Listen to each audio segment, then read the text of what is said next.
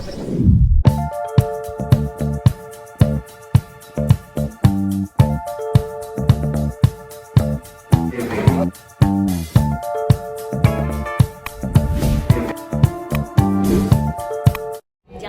laut ya kalau aku bisa milih dokumenter panjang atau ya cerita fiksi tapi kita mengangkat pariwisata Indonesia. Cuma kan itu memerlukan proses yang sangat-sangat panjang.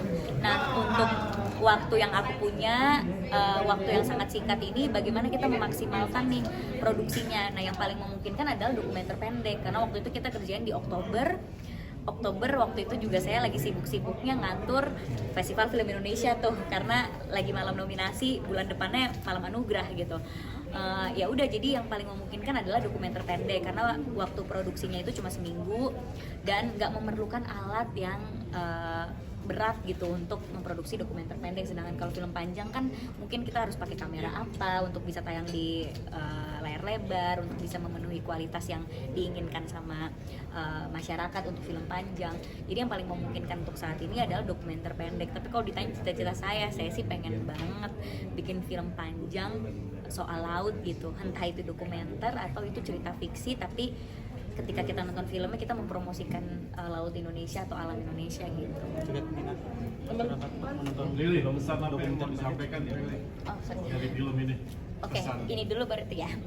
Menurut aku minat orang untuk nonton dokumenter tuh masih tinggi banget ya. Makanya banyak banget film-film dokumenter pendek maupun panjang yang masih diproduksi hingga saat ini.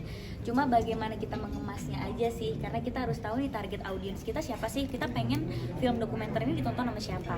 Kalau kita pengen banyak ditonton sama anak-anak muda, karena anak-anak muda yang misalnya punya energi untuk mempromosikan juga atau berlibur atau diving gitu. Ya berarti kita harus mengemas film dokumenter pendeknya secara fun, yang orang itu nggak bosan nontonnya, nggak ngajarin tapi lebih kayak menarik mereka untuk ikut berpetualang bersama kita. Makanya kalau ngelihat dokumenter pendek yang aku dan Konservasi Indonesia buat, kita nggak ngajarin ini loh alam, ini loh ini, tapi kita lebih ke bercerita gitu, lebih ke memperlihatkan alam Indonesia yang luar biasa dan magis gitu. Dan pertanyaan selanjutnya, harapannya yang pasti yang nonton semoga banyak, tapi selain banyak, ketika orang menonton dokumenter pendek ini langsung ada aksi yang ingin mereka lakukan. Misalnya jadi tertarik untuk menjaga lingkungan, tertarik untuk mengadaptasi gaya hidup ramah lingkungan, tertarik untuk liburan di Indonesia dulu gitu, baru di luar negeri, atau tertarik ambil diving license supaya bisa ikut menikmati keindahan bawah laut Indonesia.